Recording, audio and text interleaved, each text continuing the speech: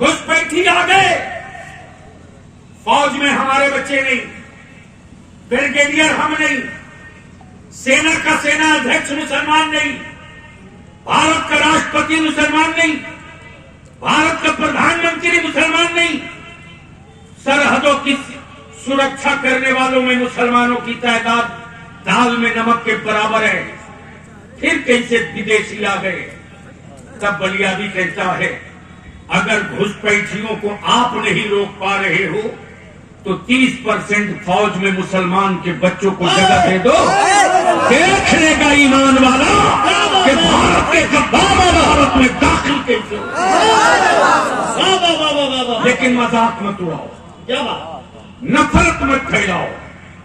अपने जुर्मों पर पर्दा डालने के लिए मुसलमान की औलादों को बलि का बकरा मत बनाओ। ये नहीं चलेगा, अब ये नहीं चलेगा। इसलिए कि मुल्क की आजादी उस वक्त उरूज पर नहीं आई थी जब तक मस्जिदों से अइम्मा न निकले थे, मदारी से उलमा न निकले थे। जब ये निकल पड़े तब विक्टोरिया के गुंडों ने कहा इस तरह बांध लो, इसलिए कि अब सियासी वर्करों से पंगा नहीं है, वारिसे पैगंबर से मुकाबला हो। मेरे अजीज, मेरे आका की तौहीन हुई। हमारे कम उम्र के बच्चे सड़क पे निकले, उन बच्चों को गोलियों से शूट कर दिया गया। हम देखते रहे, हम चुप रहे। आज भी बलियादी सुकून से सो नहीं पाता, सो नहीं पाता। जो लोग करीब है वो खूब जानते हैं कि कैसे रात बीतती है, कैसे दिन गुजरता। जो करीब है वो जानते हैं कि 24 घंटे में कई घंटा तुम्हारा बलियादी सोता है। एक बेचैनी है, क्या होगा मेरे बच्चों का, क्या मुस्तकबिल है मेरी औलादों की, क्या मुस्तकबिल है, क्या फ्यूचर है। आज अगर किसी आदिवासी भाई के बेटे के मुंह पर कोई समाज का दुश्मन पेशाब कर दे तो पूरे जंगल का आदिवासी खड़ा हो गया, पूरा देश खड़ा हो गया। लेकिन मेरे बच्चों को जानवर के नाम पर जानवर की तरह घेर के मारा गया। एक लीडर की आवाज नहीं निकली, एक पार्टी का लीडर नहीं बोला। हमारी औलादों के वोट दिलवाने वाले एक सौदागर निकल कर नहीं आए। लेकिन उस वक्त पंजाबी ने हम ठोक करके शहरों में निकल कर ऐलान किया, हालत में आखिरी सांस बची रहेगी तो अपने भारत के अमन को और शांति को, सद्भाव को बाकी रखते हुए भारत के संविधान के अधिकार के तहत संघर्ष जारी रहेगा, संघर्ष जारी रहेगा। देखा आपने, डॉक्टर बाबा साहब भीमराव अंबेडकर की किसी ने तौहीन की पार्लियामेंट में। देश का एक एक दलित भाई का बेटा सड़क पे आ गया। लेकिन अफसोस, हमारे आका करीम की इज्जत लुटी जाए।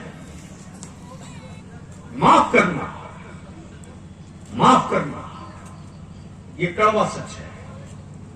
मरी हुई लाशों को कांधे की जरूरत पड़ती है, जिंदा कौमों को कांधे की जरूरत नहीं पड़ती।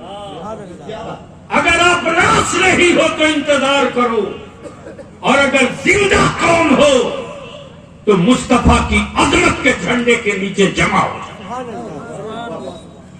बिरादरी की दीवार टूट जाएगी मेरे नबी के झंडे के नीचे, मशरफ की दीवार टूट जाएगी मेरे आका के झंडे के नीचे। इसलिए अदारे शरिया की ये तहरीक, और अल्हम्दुलिल्लाह मैं तो दावत देता हूं साहब कि जहां जहां से तहरीक का कारवां गुजर चुका है, हर गांव का नौजवान जाग गया है।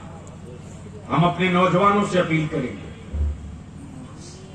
अपने नौजवानों से अपील करेंगे और गुजारिश करेंगे, मोच की लड़ाई लड़ोगे तो गर्दन पे सर नहीं बचेगा, और सर की हिफाजत की जंग लड़ोगे तो मोच तेरी सलामत रहेगी। इसलिए आप मोच की जंग बंद करो, बहुत हो चुका। सर बचाने की बात करो। जब औलादें पढ़ी लिखी होंगी तब सर बचेगा। क्या बात। जब बेटियां नेक और साले होंगी तब सर बचेगा। जब समाज नेक और साले होगा तब सर बचेगा। जमीन बेच करके दावत खाने और खिलाने वालों, कहां गए वो शोरमा? एनआरसी के नाम पर तूफान खड़ा हुआ, कहां गए? मोबाइल का डब्बा आपकी जेब में है, निकाल दो। सुप्रीम कोर्ट में उस एनआरसी के खिलाफ सबसे पहले सड़क पर कोई उतरा तो इदारे शरिया, और आज भी सुप्रीम कोर्ट में उस एनआरसी के खिलाफ कोई पटिशन दायर किया है तो कोई और नहीं, यही इदारे शरिया और आपका बलिया भी है। आखिरी बिल्कुल छोड़ेंगे नहीं। हमारी मस्जिदों की जमीन का कागज मांगा जा रहा, हमारी खानकाहों की जमीन का कागज मांगा जा रहा, हमारे मदरसों की जमीन का कागज मांगा जा रहा, और कागज वो मांग रहे हैं जिनके पास अपना खुद का कागज नहीं है। क्या बात। उनके पास अपना खुद का कोई कागज नहीं है।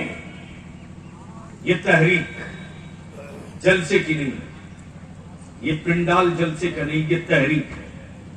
आज मधेपुरा के हम अपने एक एक आलिम, एक एक इमाम, या हमारे हाफिज कारी मेराज साहब, मौलाना बदरुल जमा, हमारे मुफ्ती साहब, या हमारे हजरत मौलाना रजा साहब, एक एक आलिम, मैं किनका किनका नाम लूं, एक एक गांव से नौजवानों ने चंदा करके, गाड़ी से, बाइक से, बस से, हवाई से, पैदल चल करके आए कि आज हम स्टेडियम मधेपुरा में कुछ तय करके उठेंगे। तो बोलो, तय करना चाहिए कि नहीं करना चाहिए? कुछ करने की हिम्मत है आप में? कुछ हिम्मत है आप में? कुछ करना चाहते हैं?